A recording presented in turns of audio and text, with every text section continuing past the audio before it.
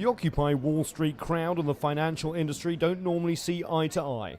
But on this day, a different type of bank is right here. You know anything about credit unions?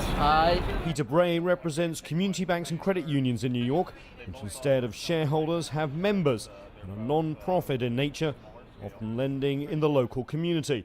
And today is Move Your Money Day, and he's here to convince New Yorkers to do just that. Every member is a shareholder, so it's an entirely different mentality of doing your banking at a credit union. You feel that it's an institution that you have a say in and a voice in, and that you have a sense of ownership. So what does a credit union look like? Well, this is the Lower East Side People's Federal Credit Union. It sort of feels like an American bank did about 30, 40 years ago, an emphasis on personal service and also making sure that people get a fair deal.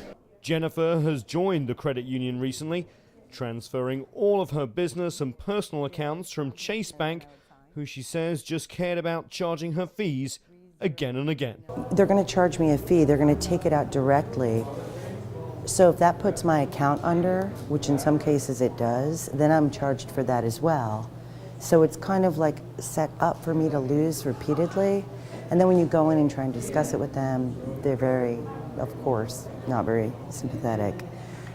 And here at the Lower East Side People's Federal Credit Union, they know my name, we're friendly, we have a good time in here, we discuss money, banking, and life, and it's definitely a more pleasant experience for me. She's not alone. The credit unions say 650,000 people have opened similar accounts since Bank of America announced a fee for using debit cards. And on this day alone, more than 70,000 Americans pledged to switch.